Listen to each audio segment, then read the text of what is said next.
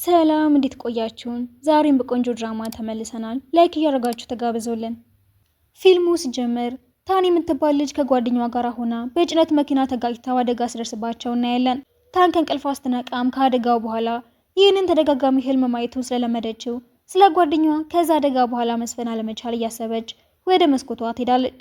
ዜና ላይም ታዋቂ ዘፋኝ ብትሆንም ባህሪው አስቸጋሪ መሆኑን ቢዘግቡ ምንም ሳይመስላት ይቀራል።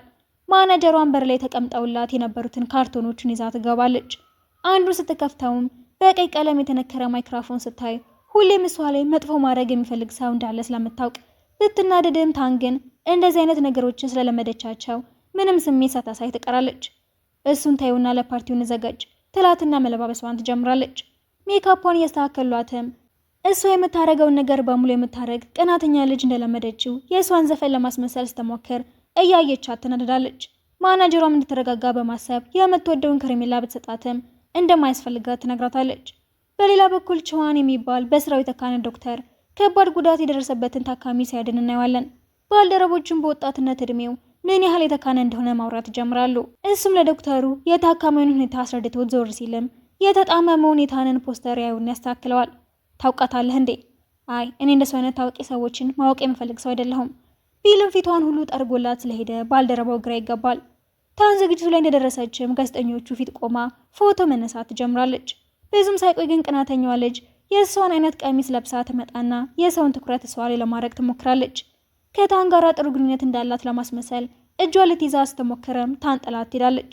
ስትከተላትም እኔ ለመምሰል መሞከሩ ቢቀርብሽ አይሻልም? በዛ ላይ ቀሚስሽ ፌክ ነው ስትላት ልጅቷ ትናደድና ሆን ብላ ቀሚሷ ላይ ትቆማለች። ልብሷ ሲቀደደ ማናጀሯ ችግር ሊፈጠር እንደሆነ ስለገባት ይጨንቃታል። ታን ግን የተቀደደውን ጨርቅ ምንም ሳይመስላት ቀዳ ትጥለዋለች። ልጅቷም ወይኔ በጣም ይቅርታ ምን ልታረጊ ነው አሁን? ታንም በጥፊ ተጮላትና ይቅርታሽን ተቀብዬሻለሁ ብላት ወደ ውስጥ ስትገባ ልጅቷ ተበዳይ እንደሆነች እያስመሰለች ጋዜጠኞቹ ፊት ታለቃቅሳለች። ታን መታጠቢያ ቤት ገብታ ሜካፕ ታስተካክልም የሆነ ሰው የቀረጻት እንደሆነ አስተውላ ለአመታት መጥፎና አስፈሪ መልክቶችን የሚልክላት ሰው እንደሆነ በመገመት መከተል ትጀምራለች። ስትደርስባት ግን በአደጋው ጊዜ አብራት የነበረችው ጓደኛዋ ስለነበረች ትደነግጣለች። ያለኝን ነገር በሙሉ ቀምተሽኛል፣ ለኔ የሚገባኝን በሙሉ ነው የወሰድሽው ትላትና ራሷን ለመጉዳት ትሞክራለች። ታልታስቆማ ስትታገልም እሷም ትጎዳና ሁለቱም ራሳቸውን ይስታሉ። ጋዜጠኞቹም የተፈጠረውን ነገር በሙሉ ይቀርጹታል። ታን ስትነቃም ራሷን ሆስፒታል ታገኘዋለች። ስለተፈጠረው ነገር እያሰበች ያለም ቸዋን ቁስሏን አሽጎና የምትወደውን ከረሜላም እጇ ላስቀምጦላት ሄዳል። እሷማ እንደሆነ ስላየችው ግራ ትጋባለች። በቀጣዩ ቀንም እረፍት ማድረግ እንደማትፈልግ ተናግራ ለኮንሰርቱ ልትለማመድ ብትፈልግም መስፈን ከመጀመሯ በፊት ግን ቅዠቶቹ አደጋግመው በአይኗ ላይ መዞር ጀምራሉ። ጓደኛዋም ለሁሉም ነገር እራሷን ጥፋተኛ እንዳደረገቻት አስታውሳ እራሷን ስታ ትወድቃለች።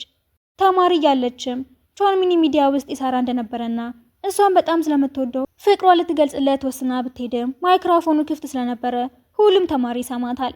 የባስ ብሎም ቸዋን እኔ ግን አልወድሽም፣ በዛ ላይ ሹፌራችሁ ልጅ ነኝ፣ እናትሽ ከኔ ጋር ምንም አይነት ግንኙነት እንዳለች ካወቀች ትናደዳለች።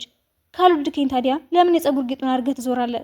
ምክንያት ለመፈለግ አትሞክሪ፣ በቃ ጓደኛሽ ስለምወዳት ብቻ ነው እኮ የሚቀርብሽ ስላት በጣም ይከፋታል። ወዲያው ማስተማሪያቸው ይመጣና ሁሉም ሰው እየሰማቸው እንደሆነ ሲነግራቸው ታን ሆን ብሎ ሊያዋርዳት ስለፈለገ እንዳደረገው ትገምታለች። ስትወጣም ተማሪዎቹ የጓደኛዋን ፍቅረኛ ለመቀማት የምትሞክር ሴት አድርገው ስላዩዋት ይጠቋቁሙባታል። በድንገትም ታን ስትነሳ እራሷን ቤቷ ታገኘውና ያ ሁሉ የድሮ ትውስታዋ እንደሆነ እናያለን። ማናጀሯም ዶክተሯ እረፍት እንድታረግ እንዳዘዛት ትነግራታለች። ወዲያው ግን ኤጀንሲው ባለቤት ሄድና በተደጋጋሚ እየፈጠረችው ያለችውን ችግር ስላሰለችው ይጮህባታል። እሷም ነገሩን መቋቋም ስላቃታት ከኮንሰርት ውጭ ያሉትን ሌሎቹን ስራዎችን ለማቆም ትወስናለች። ማናጀሯም ሰውየው ሌላ ነገር ከማውራቱ በፊት ታስወጣዋለች። ድምፅሽ እንደ ድሮ አይደለም፣ መታየት አለብሽ ብትላትም እሷ ግን ለምን ጓደኛዋ በተፈጠረው ነገር በሙሉ እሷን ተጠያቂ እያረገቻት እንደሆነ ታስባለች። በቀጣዩ ቀንም ኤጀንሲው ባለቤት እንደፈራው አባቷ ጋር ስትሄድ ፎቶ ይለቀቅና ፍቅረኛዋ መሆኑ ይወራል። እሷ ግን ቤተሰቧን የሷ ችግር ውስጥ መጨመር ስለማትፈልግ ማብራሪያ ላለመስጠት ትወስናለች። ማናጀሯና ሰውየውም እሺ ቢያንስ እንደዛ ካልሽ ለ6 ወር የሚያህል ጊዜ የሚቆይና የሚያረሳሳልሽ የኮንትራት ፍቅረኛ ፈልጊ። በሀሳቡ ባትስማማም ቢያንስ ለ3 ወር ማስመሰል እንዳለባት ያሳምናታል። እሷም ኬት እንደምታመጣው ባታቀም ትስማማለች። ጉሮሮዋን ለመታየት ተሸፋፍና ሆስፒታል ስትሄድም ጋዜጠኞች ይከቧታል። ይህንን ያየው ቸዋንን በጋውኑ ሸፍናትና ጋዜጠኞቹን ያባራቸዋል። እሷም የረዳት አድናቂዋ ስለሆነ መስሏት ጋውኑ ላይ ተፈረመለትና ትሄዳለች። ሲከተላትም ፈረምኩልህ አይደል እንዴ? ምን ፈልገን የምትከተለኝ? ቢሮዬ ስለሆነ ነዋ ሲላት አፍርና ዘም ብላ ትገባለች። መርምሯ ትጨርስም ጤነኛ እንደሆነችና መስፈን አለመቻሏ ከሳይኮሎጂ ጋር የተገናኘ ሊሆን እንደሚችል ሲነግራት የምታውቀው አይነት ስሜት ሰማትና ማስኩን ስታወልቀው ባየችው ነገር ትደነግጣለች። ወደ ቤት ተመልሳም አንድ ላይ ያሉ የተነሷቸውን ፎቶዎቹን በሙሉ እያቃጠለችው ለምን ወደ ህይወቷ ተመልሶ እንደመጣ ማሰብ ትጀምራለች። እሱም በየሄደበት ቦታ በሙሉ አብሮ ያሳለፉትን ጊዜ ያስታውሳል። እሷን ብትሆን ተማሪ እያሉ ቤቱ ተቃጥሎበትና እናቱ ታማበት ስለነበረ እናቷ ወደ እነሱ ቤት እንዳመጣቻቸውና ካየችው ጊዜ ጀምሮ እንደወደደችው ታስታውሳለች። እሱ ለመርዳት ብላም ፈተናዋንም ሆን ብላ እየወደቀች የምታስጠናኝ ከሆነ ከዋናው ክፍያ 3 እጥፍ ከፍልሃለሁ። ምን ታስባለህ? የሰራሽው ናቸዋለሁ እኮ ሆን ብለሽ ነው እየተሳሳትሽ ያለሽው። በዛ ላይ እኔ አንቺ ሀዘኔታ አያስፈልገኝም። የምን ሀዘኔታ ነው? ቤተሰቦች አንተ እንድታስጠናኝ ስለነገሩኝ ነው እንጂ ትልና ታስማማዋለች። የዛኔ ነበራት ደስታና ባህሪዋም ከአሁኑ ጋር ፍጹም የተለየ እንደሆነ እናያለን። ማናጀሯም ፍቅረኛ ይሆናታል ብላ ያሰበችውን ልጅ ብታስተዋውቃትም ልጁ ሊነካትና ሊቀርባት ሲሞክር ሰርባት አባረዋለች። ጋዜጣዊ መግለጫው ላይም ብቻዋን ስትሄድ ማናጀሯና አለቃቸው የሚያደርጉት ጠፋባቸዋል። እሷም በድፍረት ምንም አይነት ፍቅረኛ እንደሌላት ብትናገረም ጋዜጠኞቹ ስላላመኗት መጥፎ አስተያየቶችን መናገር ይጀምራሉ። ወዲያው ግን ጆሃን ወደ መድረኩ ላይ ይወጣና እጮኛው እንደሆነች ይናገራል። በነገሩ የደነገጠችው ታንም ምን እያረክ ነው? ከአንተ ጋር እንደሆንኩኝ አምኜ መቀበል የሚችል ይመስልሃል እንዴ? ከኔ ውጭ ምንም አማራጭ የለሽም እኮ፣ በደንብ አስቢበት። እውነቱን እንደሆነ ስለምታውቅም በሀሳቡ ትስማማና እጮኛዋ መሆኑን ታምናለች። መግለጫውን እንደጨረሱም ትገፈትረውና ለምንድነው ተመልሰህ የመጣኸው? እና እኔንም እየረዳኸኝ እንዳለህ የምታስመስለው? ትምህርት ቤት እያለን ያደረግከውን ረሳኸው እንዴ? ላረኩት ነገር ልክስሽ ፈልጋለሁ። በዛ ላይ ለመታከም ሆስፒታል ስትመጪ ሰዎች እኔን ለማየት ስለሚመስላቸው ምንም አይጠረጥሩሽም። ስለዚህ ይቅርታ መጠየቅ ፈልገህ ነው? ጥሩ፣ ተንበርከክና ይቅርታ ጠይቀኝ። ያረገዋል ብላ ባታስብ የሚንበረከክላትና ምን ያህል እንደሚወደድ ያሳያታል።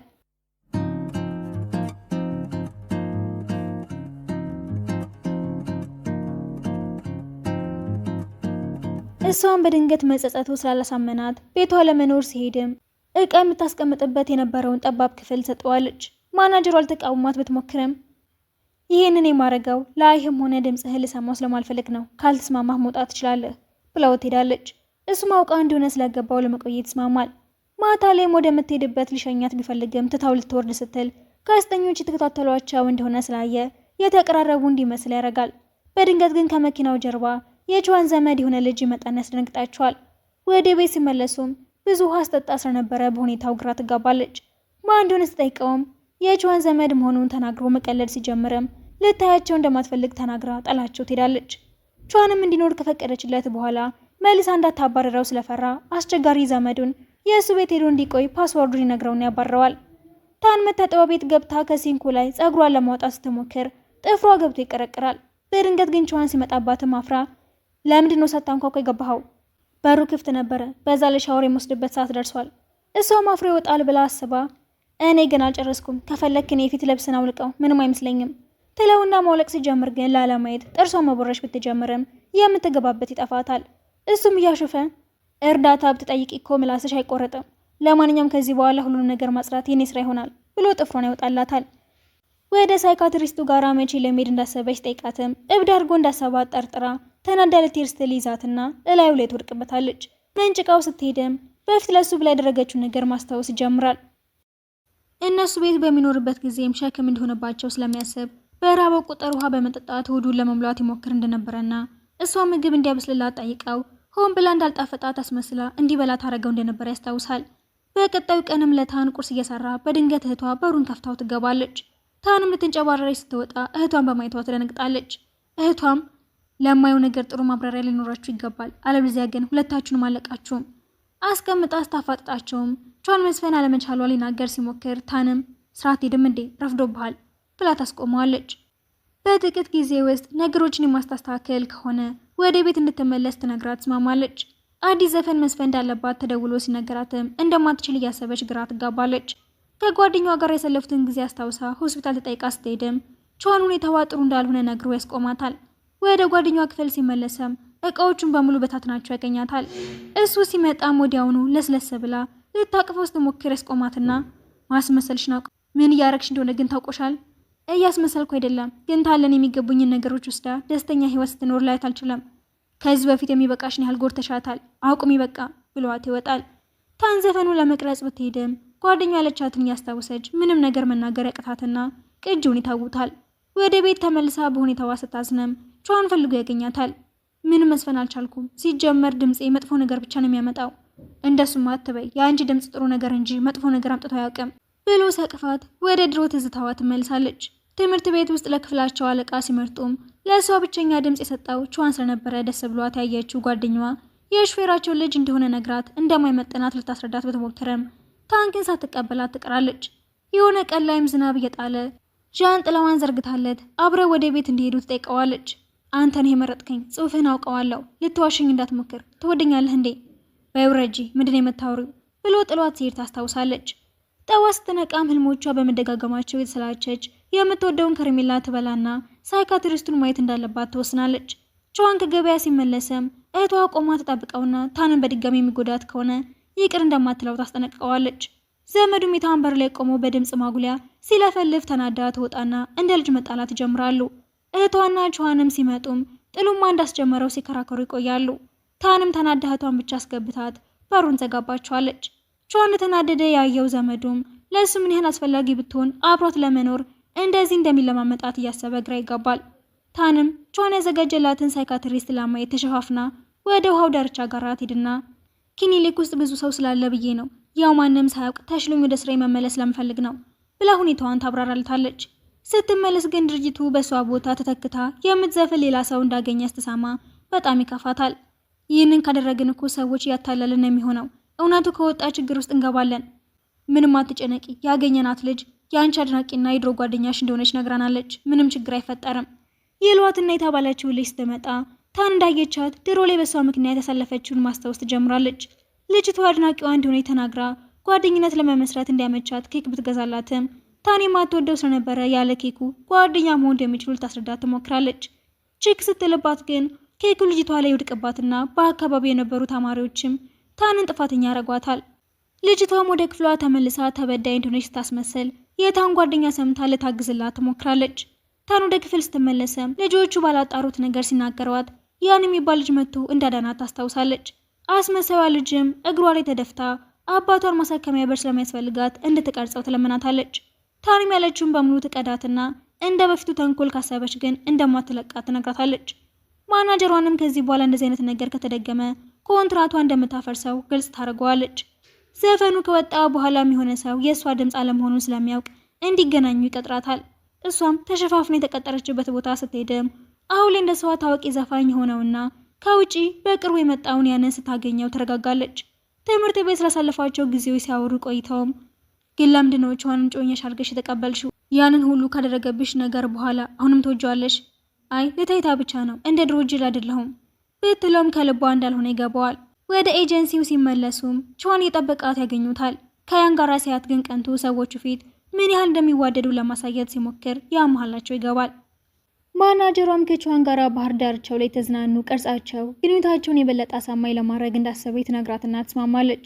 ልትሄድ ስትል ግን ያን ደውሎ እግሩን ወለም እንዳለው ነግራትና ደንግጣ ስትሄድም ውሸቱን እንደሆነ ትደርስበታለች። ቀጠሮ እንዳላት ነግራው ልትሄድ ስትልም ሳይሰማት ርችቶቹ እንድታይ ወስዳትና በጣም ደስ ይላታል። ቿን ስለቆየ ተጨንቆ ስደውልም ያን ስልኩን ይዘጋበታል። የት እንዳሉ አጣርቶ ሲሄድም ያን ከጸጉሯ ላይ የሆነ ነገር ለማንሳት ተጠግቷት ስለነበረ ይበሳጫል። ለምንድነው ቀጠሮ እንደሰራሽው ያልነገርሽኝ? ምን ያናድድሃል? ለመሄድ ሰው እኮ ትክክለኛ ፍቅረኛ የሆነች ነው የሚመስለው፣ እሷ አንተን አይመለከትህም ይለውና ማን ቤት እንደሚወስዳት ሲጨቃጨቁ ታን ራሷን ስታ ትወድቃለች። ወደ ቤት ወስዷትም ማን አብሯት መቆየት እንዳለበት መጨቃጨቅ ጀምራሉ።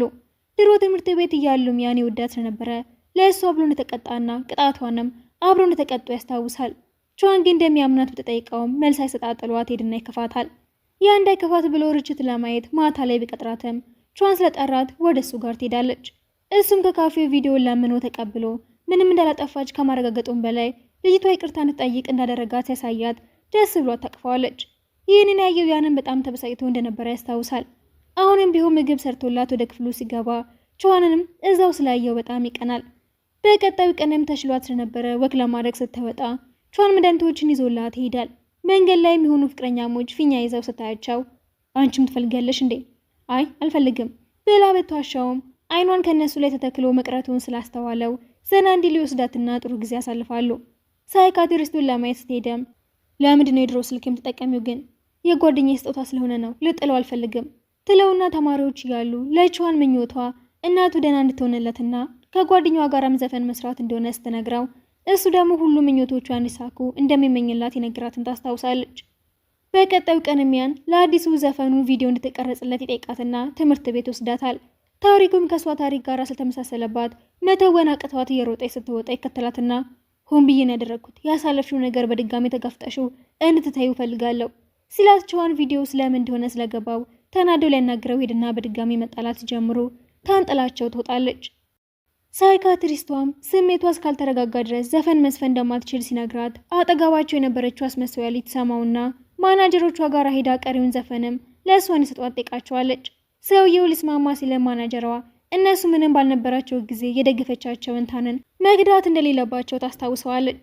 ልጅቷን በዚህ ተናዳ የታን ጓደኛ ጋር ትሄድና አዲስ ተንኮል መጠንሰስ ይጀምራሉ። ተማሪ እያሉ የጠፋ ሁኔታን ማስታወሻም እነሱ ጋር ስለነበረ ለቅናተኛው አርቲስት ሊሰጧት ይወስናሉ። ቹዋን የጓደኛዋ የአይምሮ ሁኔታ ከመጠን ባለፈ ሁኔታ እንደተዛባ ሲያይ ሊያናግራት ሄዳል። እሱ እንዲከታተላት ስትጠይቀውም ታን እንዳትጎዳት ስለፈለገ ይስማማል። ታንም ውሃ ዳርቻው ላይ ወክ እያረገች የሆነ ተማሪ ስትዘፈን ታይና እሷም ለመጀመሪያ ጊዜ ሰው ፊት ስትዘፈን ስትል ፈርታ እንደነበረና ቹዋንም የምትወደውን ከረሜላ ሰጣት እንደተረጋጋች እያስታወሰች ልጅቷ የጠፋባትን ግጥም ማስታወሳ ትረዳታለች።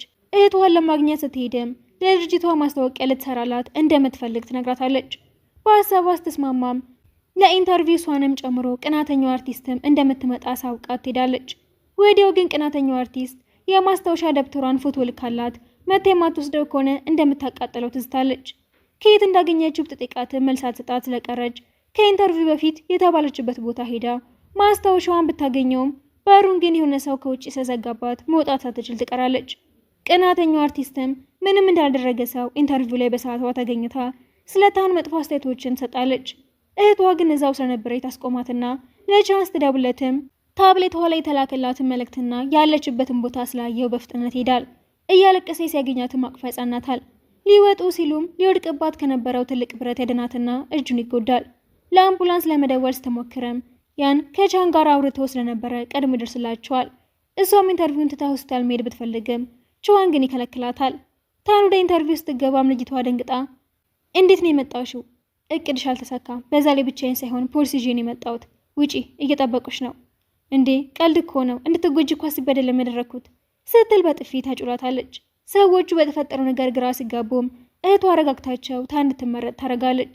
ቹዋን እጁን ከታመመ በኋላም ቁስሉ ጥልቅ ስለሆነ ሰርጀሪ ለማድረግ ሊያስቸግረው እንደሚችል ሲነገረው ታን በሷ ምክንያት ከሚወደው ስራው እንደተለየ እንዳታስብ ብሎ እንዳይነግሯት ያስጠነቅቃቸዋል። ያ ሊጠይቀው ሲሄድም ቶሎ እንዲሻልህ እመኝልሃለሁ፣ ግን ደግሞ ይህንን ሰበብ አድርገህ ታሌ ለመጣበቅ እንዳትሞክር፣ ምንም አትጨነቅ፣ እንደዚህ አይነት ሰው አይደለሁም ቢለውም ታን እንደመጣች ግን ወዲያውኑ ህመሙን ማባባስ ይጀምራል። እያመሰገነችው ያለም ይመስላል። ይህንን ያየው ያንም ምን ነው የእጅ ህመም ወደ ጉሮሮ ሄደ እንዴ? እጅ ስለማይመችኝ እኮ ነው፣ ውሃው ልታጠጪኝ ትችያለሽ ይላትና አስታጠጣው። ያም በእንዴት ብዛት አይኖቹ ይፈጣሉ። ስልክ ሲደወለትም ጥሏቸው ይወጣል። ወደ ቤት ከተመለሱ በኋላም ቹዋን ሻወር መውሰድ ፈልጌ ነበረ፣ ሸሚዝ ልትፈችልኝ ትችያለሽ ይላትና ልትረዳው ስትሞክርም እህቷና ዘመዱ ይመጡና ሌላ ነገር ስለመሰላቸው በጥያቄ ያፋጧቸዋል። እሷም የተፈጠረውን ታስረዳቸውና ዘመዱ እሱ ሊረዳው እንደሚችል ይነግረዋል።